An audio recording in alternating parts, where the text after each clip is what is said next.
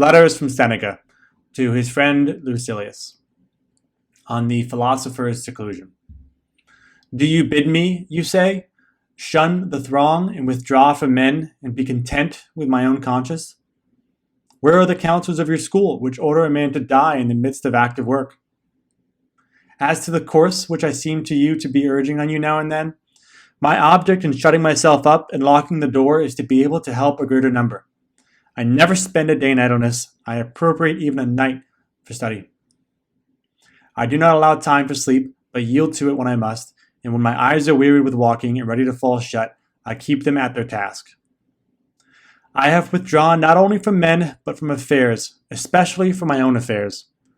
I am working for later generations, writing down some ideas that may be of assistance to them. There are certain wholesome counsels, which may be compared to prescriptions of useful drugs. These I am putting into writing, for I have found them helpful in ministering to my own sores, which, if not wholly cured, have at any rate ceased to spread. I point other men to the right path, which I have found late in life, when wearied with wandering. I cry out to them, avoid whatever pleases the throng, avoid the gifts of chance, halt before every good which chance brings to you, in a spirit of doubt and fear, for it is the dumb animals and fish that are deceived by tempting hopes. Do you call these things the gifts of fortune? They are snares, and any man among you who wishes to live a life of safety will avoid, to the utmost of his power, these lime twigs of her favor, by which we mortals, most wretched in this respect also, are deceived, for we think that we hold them in our grasp, but they hold us in theirs. Such a career leads us into precipitous ways, and life on such heights ends in a fall.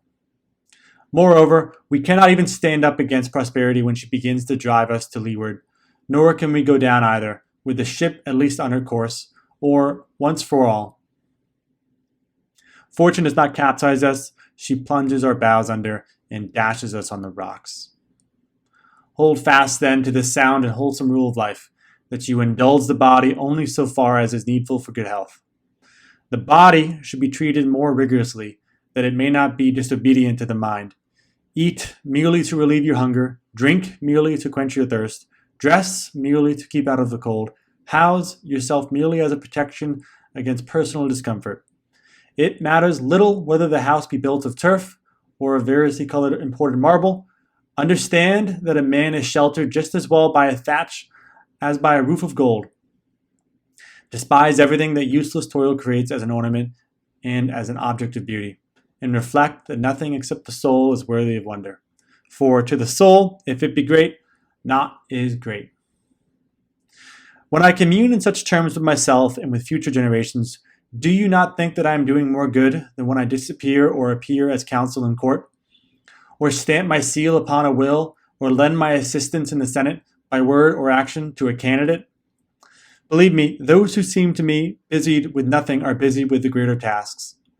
They are dealing at the same time with things mortal and things immortal. But I must stop and pay my customary contribution to balance this letter. The payment shall not be made from my own property, for I am still conning Epicurus. I read today in his works the following sentence: if you would enjoy real freedom, you must be the slave of philosophy. The man who submits and surrenders himself to her is not kept waiting. He is emancipated on the spot. For the very service of philosophy is freedom. It is likely that you will ask me why I quote so many of Epicurus' noble words instead of words taken from our own school.